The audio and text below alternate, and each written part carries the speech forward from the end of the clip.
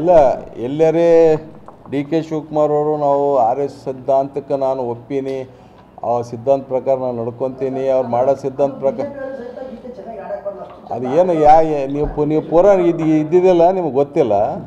ಸಿದ್ದರಾಮಯ್ಯ ಅವ್ರು ಮಾತಾಡ್ತಕ್ಕ ಸಂದರ್ಭದಾಗ ಯಾರು ಅಶ್ವಥ್ ನಾರಾಯಣ ಇದ್ದು ಮಾತಾಡ್ಲಿಕ್ಕೆ, ಅಶ್ವಥ್ ನಾರಾಯಣ ನೀ ಯಾವಾಗ ಹೋಗಿದ್ದು ಆರ್ ಎಸ್ ಎಸ್ಗೆ? ಏನು ಹೋಗಿಲ್ಲ.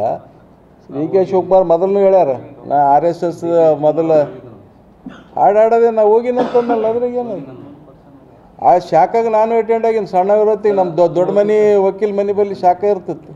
ಅವಾಗ ನಮ್ಮ ಸಣ್ಣವ್ರಿಗೆ ಏನು ಗೊತ್ತು, ಏನೇನು ಗೊತ್ತು, ಶಾಖೆ ಇರ್ತಿತ್ತಲ್ಲ. ಸೂರ್ಯ ನಮಸ್ಕಾರ, ದಂಡ ನಮಸ್ಕಾರ ಏನೇನು ಮಾಡಿಸ್ತಿದ್ರು, ಆಟ ಆಡ್ತಿದ್ವಿ. ನಮ್ಮ ದೊಡ್ಡ ಮನೆ ಬಳಿ ಗ್ರೌಂಡ್ ಇತ್ತು, ನಾನು ಹೋದವು. ನೀನು ಅದಕ್ಕೇನು ಆಡಬಾರ್ದು ಅಂಬುದೇನದು? ಯಾವ್ಯಾವ ಆಡ್ತೀವಿ ಅಂತ ಯಾರು ಟೀಕೆ ಮಾಡೋದು ಬೇರೆ, ಟೀಕೆ ಮಾಡೋದು ಬೇರೆ. ಇನ್ನೂ ಕೂಡ ಡಿ ಕೆ ಶಿವಕುಮಾರ್ ಅವ್ರ ಟೀಕೆನೇ ಮಾಡ್ಯಾನ ಅಸೆಂಬ್ಲಿದಾಗ. ಹಾಡಾಡೋದ್ರೆ ನಿನಗೆ ಅಶ್ವಥ್ ನಾರಾಯಣ ನೀವು ಹೋಗಿಲ್ಲ ಬಿಟ್ಟಿಲ್ಲ, ನೀನು ಬರೋಲ್ಲ, ನಿನಗೆ ಅದು ಏನೋ ಗೊತ್ತೇ ಇಲ್ಲ. ಸುಮ್ಮನೆ ಆರ್ ಎಸ್ ಎಸ್ ಯಾಕೆ ಜಂಡ ಹಿಡ್ಕೊಂಡು ಓಡಾಡ್ಲಕತ್ತಿದ್ವಿ, ನಿನಗೆ ಅದು ಹಾಡೋನು ಬರೋಲ್ಲ ಅಂತ ಹಾಡಿ ತೋರಿಸ್ಯಾರ. ಅಂದ್ರೆ ಇದು ಬಿ ಜೆ ಪಿದವರಿಗೆ ಅಂಗಿಸಿದಂಗೆ. ಮೊದಲು ನೀವು ಅದಕ್ಕೆ ತಿಳ್ಕರಿ.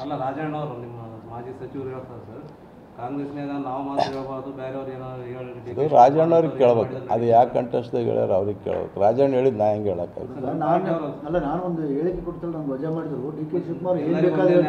ಏನು ಹೇಳ್ಯಾರ ಡಿ ಕೆ ಶಿವಕುಮಾರ್? ಆಟ ಆಡಿದ್ರೆ ಗೀಡಾಡಿದ್ರು ಅಂದ್ರೆ ಈಗ ರಾಜಣ್ಣಗೆ ಯಾಕೆ ತೆಗ್ದಾರ ನೀವು ಅಲ್ಲಿ ಹೈಕಮಾಂಡ್ ಕೇಳ್ಬೇಕು.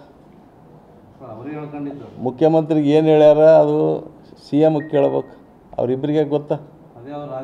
ರಾಜಣ್ಣಗೂ ಏನು ಗೊತ್ತಿಲ್ಲ, ನಮಗೂ ಏನು ಗೊತ್ತಿಲ್ಲ. ಈಗೆಲ್ಲ ಲಿಂಗಾಯತ ನಾನ್ ವೆಜ್ ತಿಂತಾರೆ ಅಲ್ರಿ, ಅದು ಏನದ? ಬ್ರಾಹ್ಮಣರು ತಿಂತಾರೆ ಭಾಳಷ್ಟು ಮಂದಿ. ಅದು ಏನು ಅಂದ್ರೆ ಏನು ಅರ್ಥ? ಆಡಬಾರ್ದ? ಈಗೆಲ್ಲ ಇವರು ಮುಸ್ಲಿಮ್ಗೆ ಇಷ್ಟು ವಿರೋಧ ಮಾಡ್ತಾರಲ್ಲ. ಮತ್ತು ಶಾರುಖ್ ಖಾನ್ ಯಾರು ಇವರೆಲ್ಲ ಪಿಕ್ಚರ್ ನೋಡ್ತಾರಲ್ಲ, ಆರ್ ಎಸ್ ಎಸ್ ಮಂದಿ, ಅವ್ರ ಮಂದಿ. ಮತ್ತು ಅವ್ರಿಗೇನು ಜೈಲಾಗ ಹಾಕ್ಬೇಕಾ? ಆಡೋದು ಬೇರೆ, ತತ್ವ ಸಿದ್ಧಾಂತ ಒಪ್ಪಿ ಅದ್ರ ಪ್ರಕಾರ ನಾವು ಆ್ಯಕ್ಟ್ ಮಾಡೋದು ಬೇರೆ. ಎರಡೂ ಭಾಳ ಡಿಫ್ರೆನ್ಸ್ ಅದ. ಕಾಂಗ್ರೆಸ್ಸಿಗೆ ನಮಗೆ ಬಿ ಜೆ ಪಿಗೆ ಭಾಳ ಫರಕ್ ಅದ. ಎಲ್ಲಿ ಏನು ಸರ್, 224 ಮಂದಿನೂ ಸಿ ಎಮ್ ಆಗ್ತಕ್ಕಂಥದ್ದು ಯೋಗ್ಯತೆ ಅದು. ಎಲ್ಲರೂ ಯಾರು ಇಲ್ಲ ಅಂತಿಲ್ಲ, ಯಾರ ಬಗ್ಗೆನೂ ಇವರು ಅನಪ್ಲೇ ಇಲ್ಲ. 224 ಮಂದಿ ಆಗ್ತಕ್ಕಂಥ. ಈಗ ಬಿ ಜೆ ಪಿದಾಗ ಅದು ಆರ್ ಎಸ್ ಎಸ್ ಏನು ಹೇಳಿದರು? ನಿತಿನ್ ಗಡ್ಕರಿ ಆಗ್ಬೇಕಂತಂದ್ರೆ ಇಲ್ಲ ಓಪನ್ ಆಗಿ.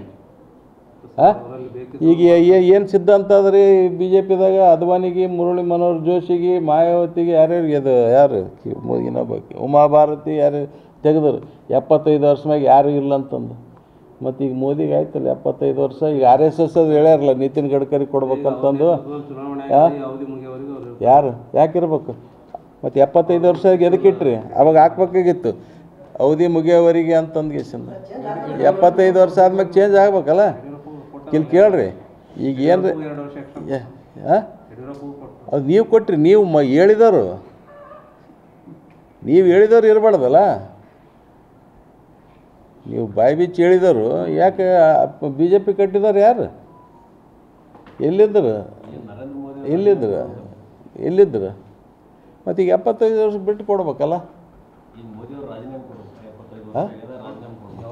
ಮಾತಾಡ್ಯಾನ, ಅದ್ರ ಪ್ರಕಾರ ಮಾತಿನ ಪ್ರಕಾರ ನಡ್ಕಂಗಿದಾರೆ. ರಾಜೀನಾಮೆ ಕೊಟ್ಟರೆ ಭಾಳ ದೊಡ್ಡ ಗೌರವ ಬರ್ತದೆ ಅವ್ರಿಗೆ.